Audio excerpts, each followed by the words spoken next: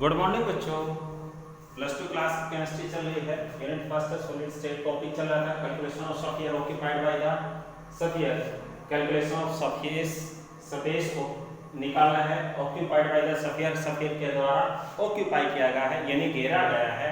तो पहला टॉपिक था हमारा in simple cubic unit cell. तो उसमें हमने कल निकाला था, तो उसमें निकला था 52.4% in face centered cubic unit cell यानी एफसीसी के अंदर क्या है कि 74% निकल के आया था।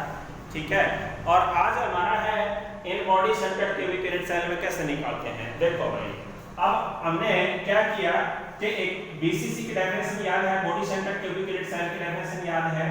क्या थी कि भाई the arrangement of the particle at corner as well as the body centre of the body. तो देखो एक पार्टिकल, दो पार्टिकल, 3, 4, 8 कॉर्नर है भाई। ठीक है, और एक बॉडी के सेंटर के ऊपर है। ठीक है, तो बॉडी के सेंटर के यानी बॉडी का कॉर्नर मान के चलते हैं इससे इस या फिर उससे इस। ठीक है, या फिर इससे उसमें, तो तभी तो बॉडी के सेंटर में से गुजरेगा। तो अब इसका मतलब क्या है, बॉडी का सेंटर निकालना पड़ेगा। तो इसके लिए हमें क्या करना पड़ेगा, ए बी पहले फेस का डायगोनल निकालते हैं, फेस का डायगोनल एसी निकाल जाएगा। उसके बाद देखो एसी आ जाएगा आपके पास यानी फेस डायगोनल, और ये इसकी हाइट, और फिर इसके बाद ये बॉडी डायगोनल निकालना पड़ेगा यानी कि इसका मतलब क्या आ जाएगा, सीडी बाद में निकाल जाएगा। ठीक है, तो अब देखो कैसे निकालते हैं। देखो लेट कर लिया आपने, let the edge length, edge length of unit cell. कोई यूनिट सेल है उसकी एज लेंथ मान ली a। ठीक है, let the radius of sphere, sphere की रेडियस मान लिया आपने स्मॉल r मान लो कैपिटल R। ठीक है, कोई सी मान सकता हो। उसके बाद अब देखिए AC कैसे निकाला जाएगा, स्क्वायर रूट ऑफ क्या आ जाएगा, AB का स्क्वायर प्लस BC का स्क्वायर। AB क्या है, A का स्क्वायर प्लस A का स्क्वायर, तो क्या आ जाएगा √2a बाई AC आ गया। ठीक है, उसके बाद अब देखो AC तो आ गया आपके पास ये। अब देखो ये भी क्या आएगा, एक राइट एंगल बन गई, क्या बन गई, राइट एंगल। तो CD निकालो, कैसे निकालोगे, देखो भाई CD निकालने का फार्मूला है आपके पास स्क्वायर रूट ऑफ AD का स्क्वायर प्लस AC का स्क्वायर। तो देखो AD क्या है आपके पास, A का स्क्वायर प्लस AC क्या आई √2a का स्क्वायर। ठीक है, तो देखो क्या निकल के आया, a का स्क्वायर प्लस 2a स्क्वायर, तो क्या आ गया, 2 3, तो √3a स्क्वायर बाहर आ जाएगा तो a, तो CD की वैल्यू आ गई आपके पास। ठीक है, तो इक्वेशन 2 बन गई आपके पास। उसके बाद देखो CD क्या है कि देखो एक स्फीयर, लेकिन इसकी तो क्या है, एक आर, इसकी दोनों आर आएंगी। ठीक है, इसकी एक आर, तो CD किसके बराबर है आपको पता चल गया, CD = 4r। ठीक है, तो दोनों को कंपेयर करते हैं, इक्वेशन 2 और है इक्वेशन 3 को, तो क्या मिल जाएगा आपको, √3a = 4r। तो a की वैल्यू आ गई आपके पास 4r/√3। ठीक है, इसको पुट कर लेंगे कहीं ना कहीं। आगे देखो वॉल्यूम निकालो, वॉल्यूम ऑफ ये क्या है आपके पास, यूनिट सेल। तो आपने पढ़ा है ये क्यूबिक यूनिट सेल का क्यूब का वॉल्यूम करता है, तो क्यूबिक यूनिट सेल कह सकते हैं इसको। ठीक है, क्योंकि हम मान ही यही रहे हैं क्यूब की फॉर्म में है, तो क्या आ जाएगा a क्यूब। a की वैल्यू आपने पढ़ी थी 4r/√3, इसका क्यूब है, तो क्या आ जाएगा 4 4 16 और 4 64 r क्यूब अपॉन 3√3। ठीक है, ये आ गया वॉल्यूम ऑफ क्यूब। ठीक है, cubic unit cell. Number of sphere निकालने पड़ेंगे, नंबर ऑफ स्फीयर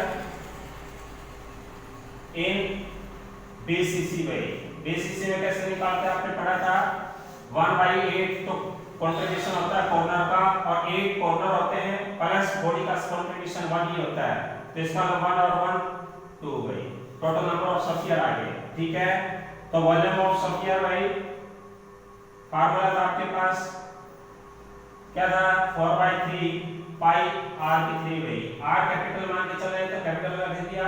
ठीक है, और कितने स्फीयर हैं, वॉल्यूम ऑफ 1 स्फीयर है ये, तो वॉल्यूम ऑफ 2 स्फीयर है। तो 2 से मल्टीप्लाई कर दें, ठीक है।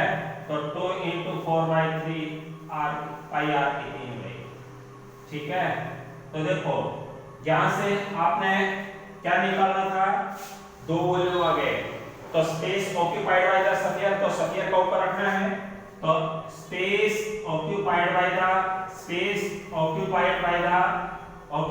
द स्फीयर में, ठीक है। किसके अंदर निकाल रहे हैं, एनएफसीसी में, सॉरी बीसीसी में भाई, ठीक है, बीसीसी में निकाल रहे हैं। तो आप क्या करोगे, देखो क्या करोगे,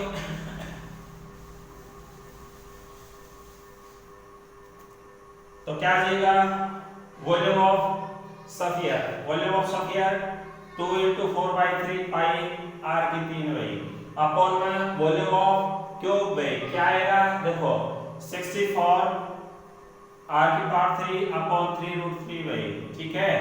देखो r की पावर 3 से r की पावर 3 कैंसिल, इसको रखो 2 into 4/3 into 12 22/7 into, देखो ये लगातार 4 स्टेटमेंट होगी तो पलट जाएगा, तो 3√3 ऊपर आ जाएगा अपॉन में 64 भाई, ठीक है।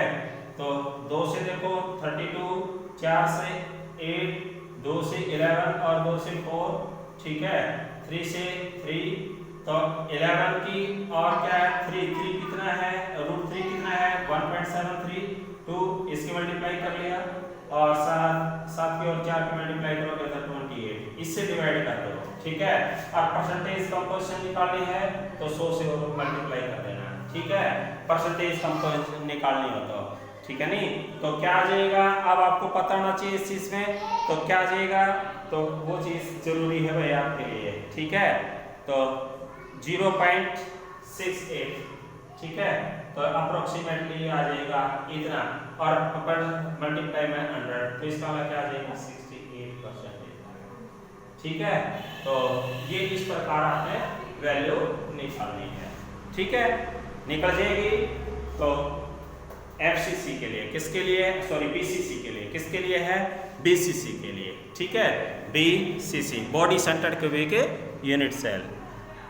उसके बाद है radius ratio rule. Radius ratio rule क्या कहते हैं, देखो आपने हर साल एक छोटा सा क्वेश्चन पूछ लेते हैं, इसमें से कैसे याद करना है वो भी थोड़ा सा ध्यान रखना है, ठीक है। तो देखिए रेडियस रेशियो रूल क्या कहता है, अभी पढ़ के आए थे ऑक्टाहेड्रल और टेट्राहेड्रल में, यानी कि रेडियस का रेशियो हमने निकाला था, ठीक है, टेट्राहेड्रल में भी और ऑक्टाहेड्रल में भी। तो रेडियस रेशियो क्या कहता है, रूल क्या कहता है, according to this rule it is the ratio of the radius of the cation और रेडियस ऑफ द एनायन। तो इसके रेशियो को क्या बोलते हैं, रेडियस रेशियो रूल, यानी अकॉर्डिंग टू दिस रूल कह सकते हैं, ठीक है, अकॉर्डिंग टू दिस रूल, इस रूल के अनुसार the ratio of radius of cation, ठीक है, to the radius of anion, ठीक है नहीं। तो इसके रेशियो को क्या बोलते हैं, रेडियस रेशियो रूल, क्या बोला जाता है, रेडियस रेशियो रूल। दूसरे वे में इसको कह सकते हैं, तो the relationship between the radius ratio and the coordination number, ठीक है, तो उसको क्या बोलते हैं, रेडियस रेशियो रूल, ठीक है। तो दूसरा ये कहते हैं कि it is the ratio of the किस चीज के रिलेशनशिप को शो करता है, it is represents the relationship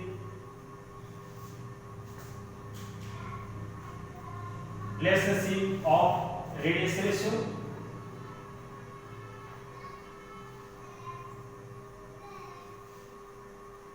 coordination number